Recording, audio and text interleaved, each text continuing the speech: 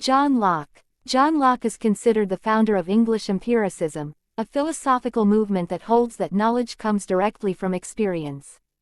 This view contrasts with Cartesian rationalism, which argued that knowledge is based on innate ideas of reason.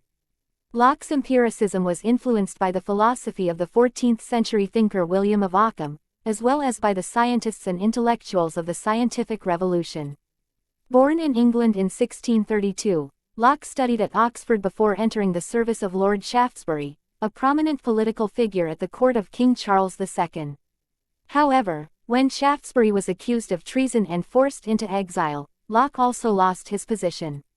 He sought refuge first in France and later in the Netherlands, where he became involved in the preparations for William of Orange's expedition to England. After William successfully claimed the throne, Locke returned home and, between 1689 and 1690, published his most important works, an essay concerning human understanding, letters on toleration, and 2 treatises of government. Locke himself recounted that the idea for an essay concerning human understanding arose during a dinner conversation in 1670, where he found himself discussing the nature of human reason. This discussion sparked his lifelong investigation into the subject, ultimately leading to his famous work. In the essay, Locke challenges the Cartesian notion that reason is infallible. Descartes believed that reason itself cannot err, only the will, when it fails to follow reason, leads to mistakes. Locke, however, argued that reason has limits determined by experience. If the information on which reason is based is incomplete, any conclusions drawn from it will be flawed. Locke also rejected Descartes' theory of innate ideas, instead proposing that the human mind begins as a tabula rasa, a blank slate upon which experience inscribes knowledge. One of his key arguments against innate ideas is that not everyone shares the same fundamental concepts. For example, some children or certain societies lack mathematical notions that Descartes claimed were universal. Like Descartes, Locke believed that the mind is made up of ideas, but he classified them differently. He distinguished between ideas derived from external sensation, our 5 senses, and those from internal reflection, our thoughts and self-awareness.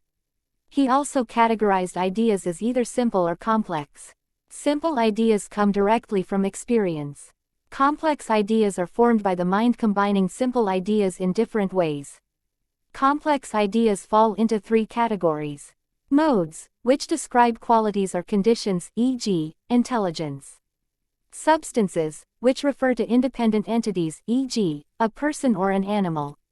Relations, which establish connections between things, e.g., cause and effect, equality. Locke also identified 3 types of knowledge. Intuitive knowledge, which is immediate and self-evident, e.g., recognizing colors. Demonstrative knowledge, which requires reasoning to establish truth.